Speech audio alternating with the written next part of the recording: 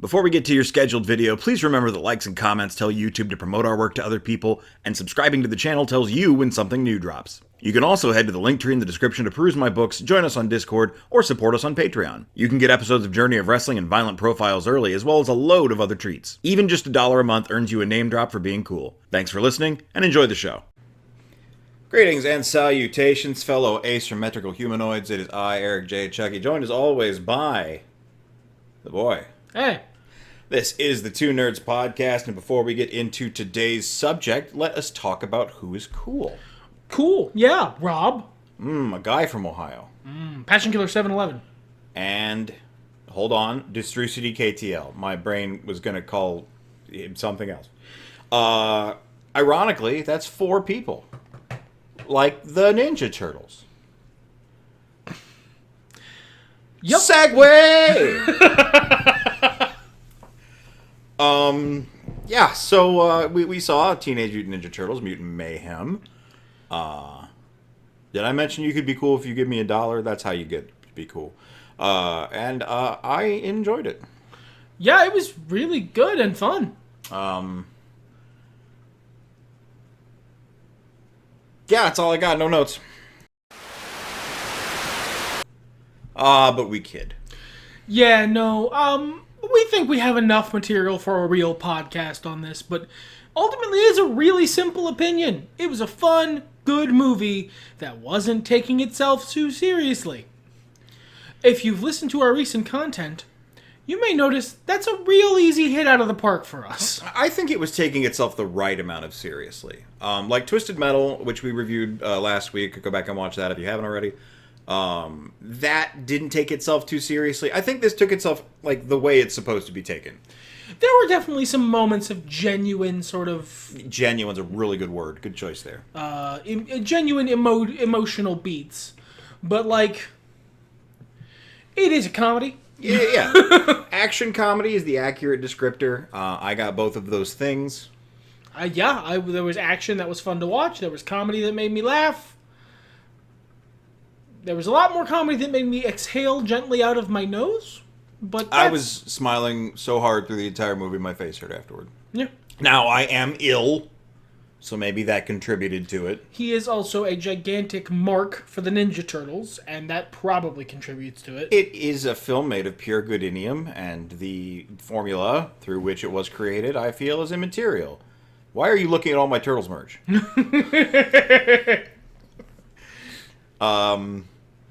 Yeah, I mean, this is the spoiler-free review. I don't know how deep into spoilers we're going to get, and I don't know how spoilery any of it really is. I guess there was one thing that I didn't know that happened that was pretty cool. Well, 2. Jesus. I mean, when you write me a love letter...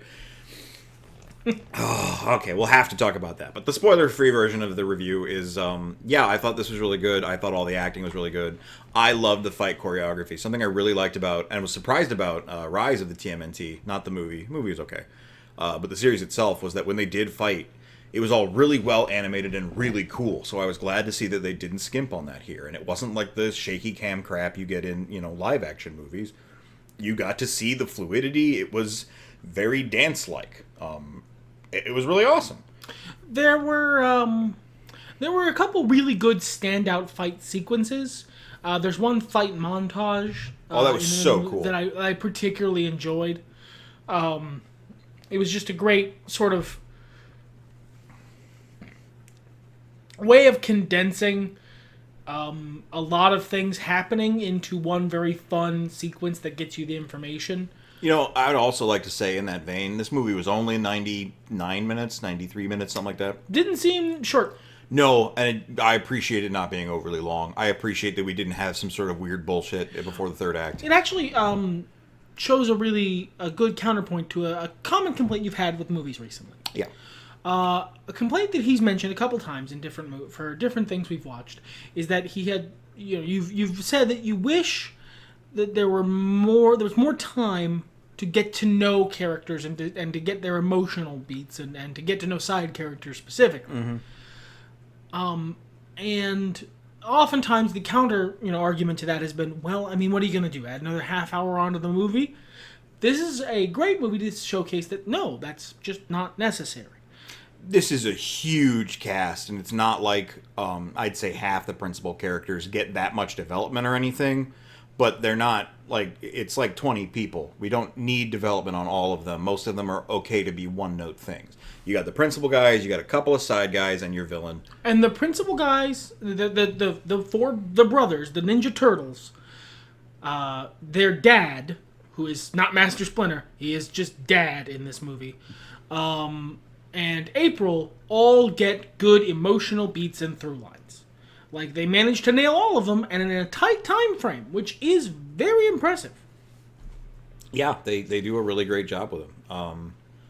And I feel, out of everybody, probably Mondo Gecko, and I feel like there was one other villain that got some decent meat, but maybe I'm misremembering. Definitely Mondo, which was cool to see.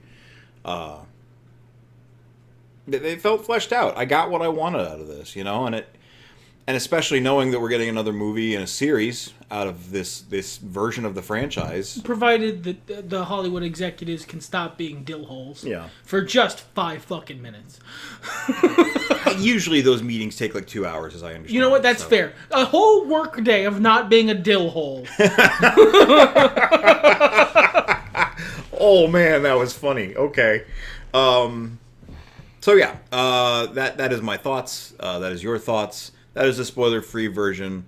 We move now into the spoiler version, and it's not like we're going to drop spoilers immediately. I, in fact, would like to talk about Jackie Chan. Yeah, okay. I really like him as a serious actor, and not that he's in a serious role here, but I really like that they let him bring emotion and gravitas to being Splinter, and still be goofy also. But I was trying to remember, I knew I saw him in something else where he had a more serious role. It was really good, and it was the Karate Kid remake. Yeah, he was good. He was spectacular in that, and he was a really good Splinter. He was on par with Elmo. I like this character. I like their dad. I recognize that his name on the text sheet is Splinter. I don't think anyone actually refers to him by that name at any point in the movie. I'm not sure that they do. I like their dad. Their big rat dad. He does not feel like Master Splinter. To me. I'd say he's definitely a different interpretation of the character. And probably the second largest departure. The largest departure being the one in Rise. Where he was... kind of a half deadbeat dad sort of thing. There were reasons behind that. Watch the show. He has that role. He helped teach them martial arts. He nurtures them and cares for them. He was in all the right places at all the right times to hit the right beats. But he is just a New York rat. He doesn't have the whole Hamato Yoshi thing. And it's not necessarily a backstory thing, it's a vibe difference. It is. No, it is. He doesn't have that backstory, therefore he does not get that vibe. I think that... I love that actor, and I can't think of his name. The one from the Michael Bay movies. Tony Shalhoub. I think Tony Shalhoub did a really good job of nailing the Master Splinter vibe, despite having the New York rat origin. Yeah, and it's possible to nail that vibe without the backstory. But I want to be clear, I like this version of the character. I do. He's just not the same guy. Definitely interpretation. Honestly, I kind of feel like the Turtles, while they do all embody the spirit... yeah, it's all there. They're watered down, and I mean that in a positive way. They're not as archetypal. They're less stereotypical. Yeah. More nuanced? Would that be a fair thing? More nuanced might be. I don't like to call it nuanced. They're just people, I guess, for me. And for me, that's easier than writing someone who has a major character trait, Yeah. They have character traits that make them recognizably, like, Donatello is recognizably a nerd. Michelangelo is recognizably, cool. Yeah. A surfer dude. Not as much as Mondo Gecko. I think he's more of like a modern cool guy. Yeah. He's just like all around cool. Fun, funny, kind of a goof. Right. Raphael is recognizably Raphael because he's angry. and a little bit more gruff and a little bit more like, I guess, boisterous. Sure, yeah, he's a little happier to fight. That's a little bit that's more of a modern influence. Is the boisterous Raphael. I don't dislike it. Leo's not a dick. Leo he's recognizably as filled with anxiety as Leonardo typically is, but it is not channeled through a rigid adherence to a lifestyle code, because his dad doesn't have that, so he didn't give it to him, so he just has the anxiety instead. Yeah. And I think it's really good stuff, because it just kind of lets them all be them, and I don't know. So there's a fun factoid about me. Are we going around the room and sharing? Is this introduction at the office? No. This is about Ninja Turtles. At different points in my life, each of the Turtles has been my favorite except for Leonardo, which is kind of interesting, because it's not like he's always a dick. And it was close on Rise, but Donatello is so good in Rise that no. And I thought maybe this movie would be the one. This whole franchise would be the one where Leo is my favorite. Time will tell. But I just really love them all as an ensemble. I think they, especially because of the way the dialogue was recorded, where all the actors were in the booth at the same time, they really bounce off of each other and communicate and resonate in a way that has not been done with this franchise before.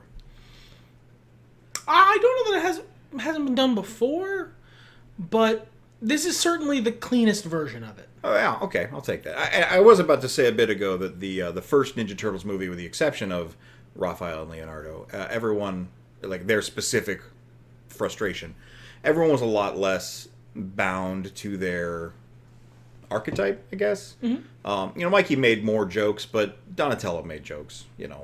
Raph made jokes. Donatello wasn't as much the tech geek. He was just sort of like the guy who knew how to fix a car. He was more well-rounded. But yeah, I think it really plays well in this incarnation. I'm very pleased with it, and that was the story. I told it. I very much enjoy that they are recognizably teenagers. As I get further and further from being a young person myself, it is more and more obvious to me when someone is not acting like an actual young person. In a way that it really wasn't when I was a kid. Like, people say there's criticisms about various pieces of media that, like, that's not how teenagers act. When you're a teenager, you do not notice that. Well, and I think the reason for that is when you're a little kid, anyone who is older and not an adult, clearly, so from your teens to your 20s, counts as that aspirational figure. When you are a teenager, if they're acting a little older than they should be, again, that is still aspirational. You want to be that cool. You want to see yourself reflected in that together, not awkward, not lame, not goofy, whatever. It's when you get out of that. Once you hit that 30 block and turn around and go, things were different than I thought. It's much more obvious to me now. And again, this is just me talking about my experience. It's much more obvious to me now when something doesn't sound like something an actual young person would say. And these guys really nail it. They sound like teenagers, and I like that. Because they're the Teenage Mutant Ninja Turtles. That's part of the remit. I don't mind more older Ninja Turtles. I don't mind if, like, they mature into that over the course of a particular iteration of the franchise. Sure. Or if you're doing a specifically, like, set later, then, this team is already well established, and you do a version where you're starting later in their timeline. That's also fine. But this is an origin story.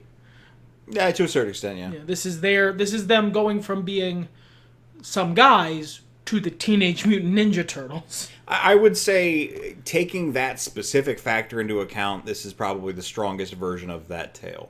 I don't find that as important to the characters. Like, I know it's in the title and everything, but I just don't think about that part that hard usually, but I suppose the CG animated series did a pretty good job of that too. It did. That's actually one of the reasons the CG animated series is probably my favorite animated version of the Ninja Turtles. I rate it. You haven't seen Rise, so no. Rise wasn't. It was very comedy oriented. It was way more comedy oriented than this. But man, it had some good shit in it. So the plot. The plot of this movie. Are we talking about the plot? I think so. I think that's fine. All right. This is a fun first Ninja Turtles movie because it introduces right off the rip several characters that you don't normally get until deep into a Ninja Turtles run. Yeah, that was kind of cool. I was really excited to see a lot of guys. One of my favorite runs in the Archie comics, and I love the Archie comics in general, was the Mighty Mutanimals storyline. So seeing a lot of the characters from that storyline, even though they're very different, was really cool. Yeah, I'm nowhere near the scholar of Ninja Turtledom that this guy is. But I was able to go, oh man, there's that character that I've seen in like pictures before, or that White has talked about.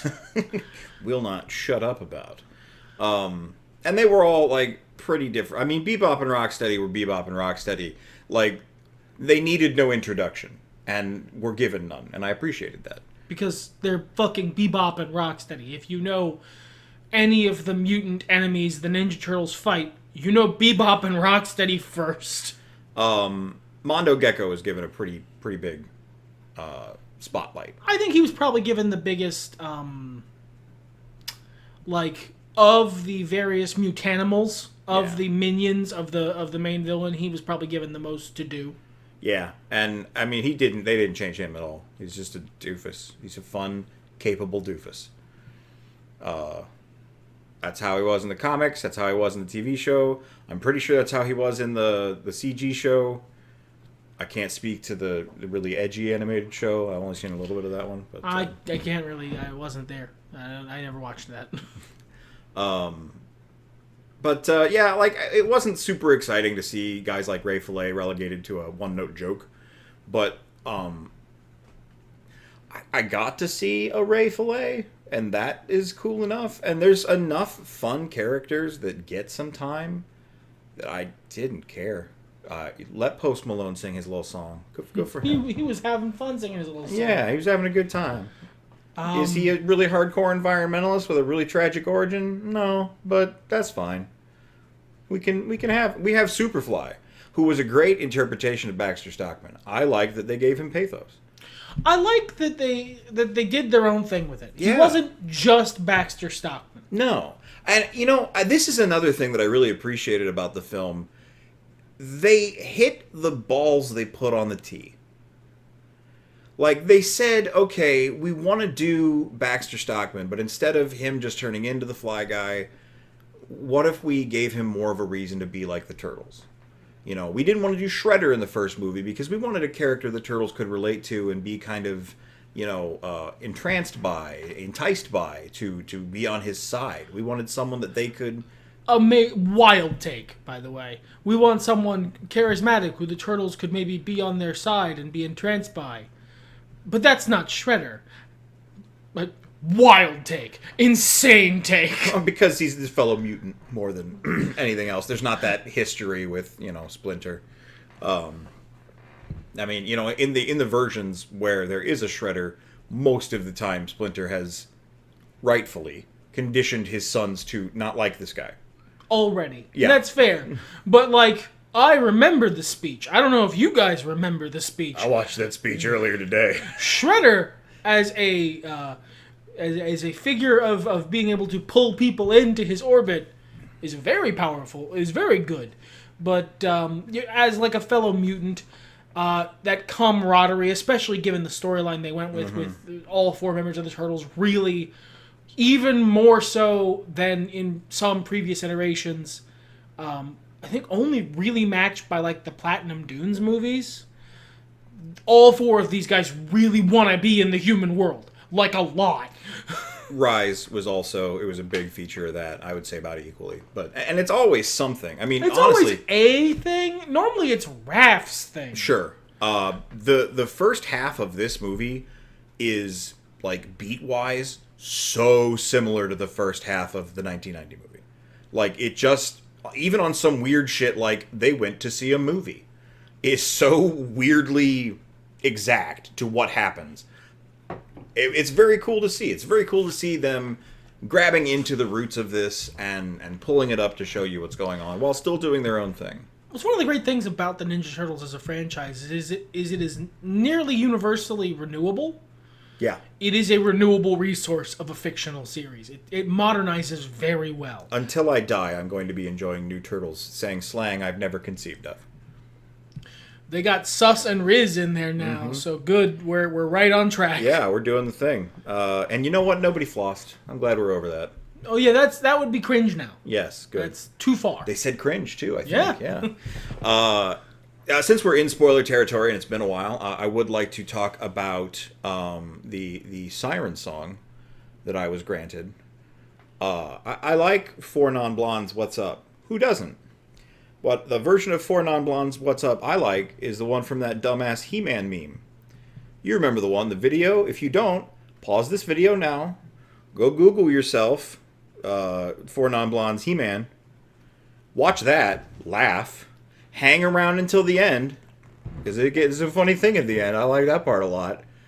And then they start out playing the regular one in this movie, and it like elevates into this huge car chase. And when it elevates, it becomes the meme version. And I'm sitting there going, is this the meme version? Is this just a dance remake? Are they like trying to evoke the meme version? And no, the little background like snippets from the other characters in He-Man happen. And I was like, you guys, come on.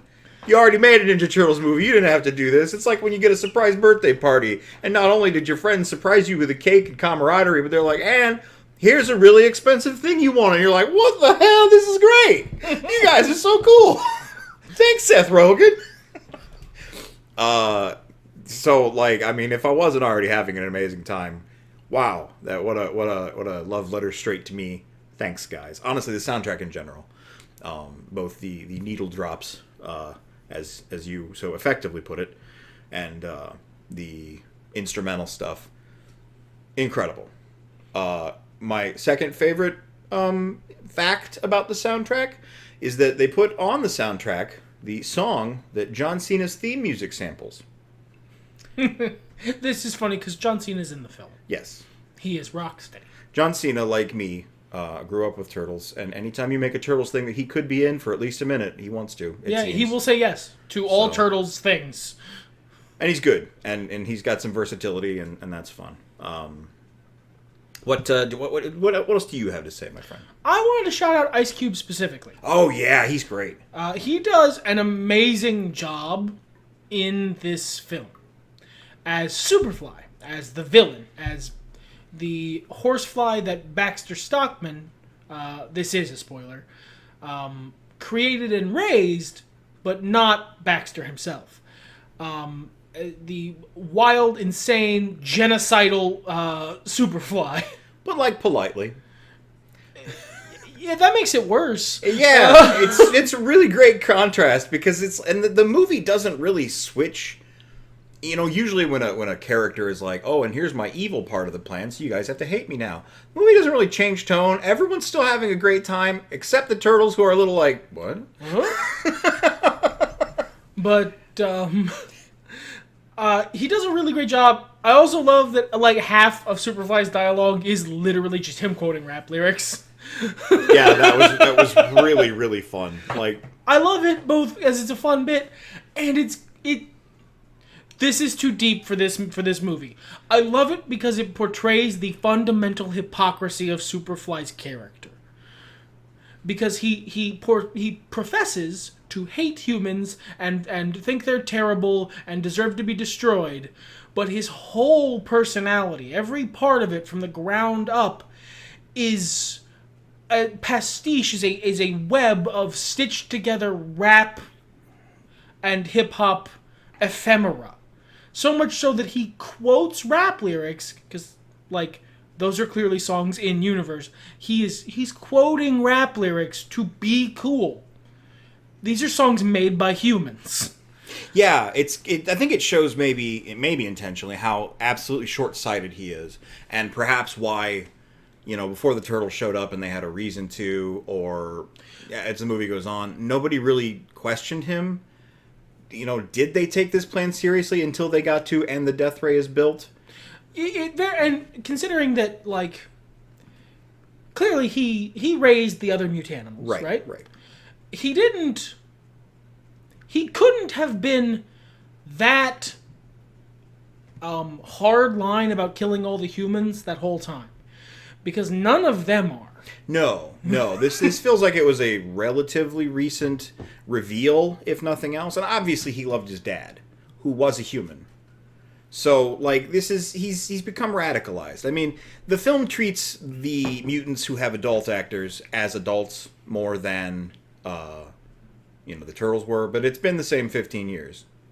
So, like, let's say maybe they're in their 20s equivalent or whatever. They were all baby 60s animals. For Splinter somehow. Well, Splinter was an old rat. Yeah. That makes sense. If you think about it. Yeah. But you really paused the train with that one. I had to giggle again. So this could be something that he's like. It's not an adult head making these decisions. It's someone who is, going through mutant chemical changes and is like, I'm mad now. I'm gonna make some stupid ass decisions, and I can because of my super science brain. I really like that whole performance. He's a really good villain in that he doesn't necessarily... He's obviously insane. He wants to genocide all the humans. But it's not that he's wrong, really. Him and Splinter, both in this movie, have very fundamental experiences that cause them to believe humans are bad and evil. Yeah. And, like, understandably so. They are wrong. This is clearly portrayed by the film as an incorrect opinion that they hold, but an understandable one. Well, and it is the definition of, what is it between a hero and a villain? When push comes to shove and you finally have all the information in front of you, what choice do you make? Yeah. Are you willing to accept the reality even if it goes against your preconceived notions? Splinter was, Superfly wasn't. Yeah, so, I guess one other thing I want to talk about, the super crazy spoilers. Super giant crazy spoilers. Massive spoiler-sized spoilers. I wasn't expecting a kaiju battle. You rarely expect a kaiju battle in a Ninja Turtles movie. Yeah. That's not a thing they do a lot, really. I mean, it's been done, but it's not... You bust out the kaiju battle rarely. Yeah. It's a special treat. Man, I had so much fun with it. Like, it's so funny. It was so much more of the movie than I thought it was gonna be. Well, and that was the thing. We got to the part where they knocked him, into the river, and I was like, because I had my phone, it was elsewhere, but I was like, how much of this movie we got left? That doesn't feel right. Feels like there should be more movie. And then there was. And then there was more movie. It's kind of funny how that part, echoes the ending of the Mario movie so similarly. I mean, it's happenstance, I'm sure. It's just kind of how the story, folds itself. But I think they did it better.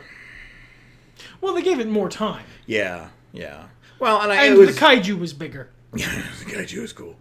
And stupid. And I man, one of my favorite things about like this kind of genre of comedy or movie or what have you is when people are in a dark situation and they don't react to it like, this is very serious, you can't be making jokes.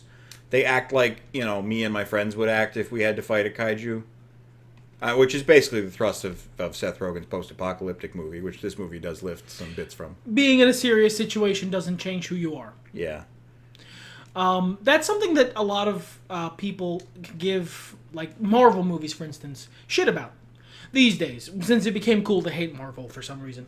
Martin Scorsese said I should, and I shall.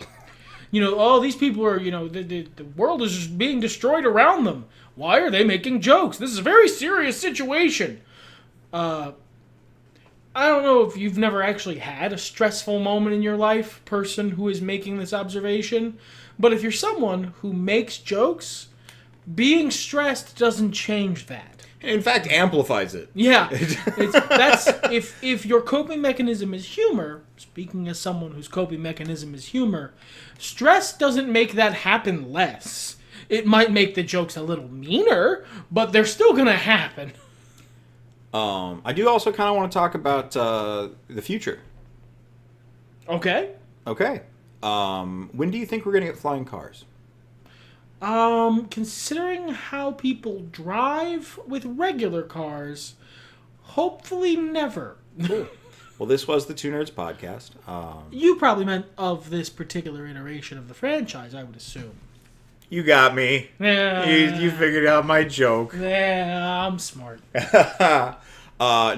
This is the first Turtles property that I'm familiar with that ended with them, spoilers,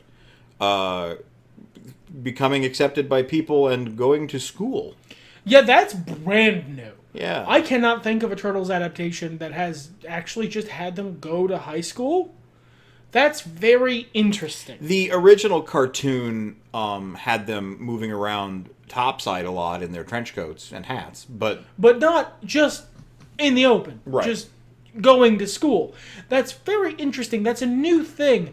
And I also really love it because one of the things that makes it hard for me to watch some versions of the Ninja Turtles or absorb them, in other mediums, is that sometimes I get really sad about these poor fucking homeless children living in the sewer, and like these guys get to actually have something of a semblance of normalcy, and they're going to school. They're clearly doing okay.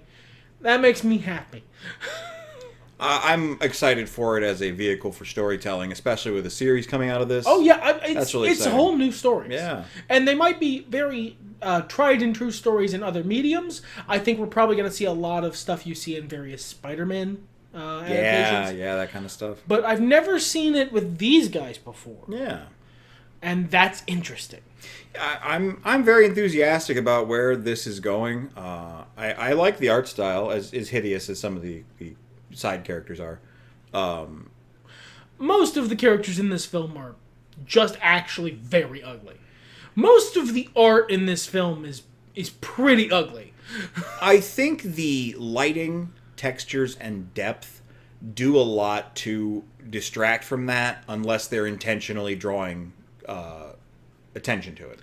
It's a stylistic choice. I'm not saying it's bad. I'm just saying, wow, all of these people are very unpleasant to look at. Yeah, but I grew up, kind of, on Klasky Supo stuff, so this is not, you want horror. Honestly, that's a great comparison. Sunday the dog from the Ronald McDonald videos. It's a great comparison. You got your Rugrats. You know how all the people in Rugrats are kind of hideous? It's that. And I think, honestly, the worst part of the characters in this film is that they're not symmetrical. Like, the thing that makes them look even more monstrous than you would expect is because the left side and the right side are very different. And I think that's kind of a cool vibe, and I don't know if it would have worked if they didn't use this specific style of animation, the very Spider-Verse inspired. Almost pseudo-claymation sort of vibe. Something like that, yeah. Very cool. Any other thoughts that you would like to express, my friend? Nah.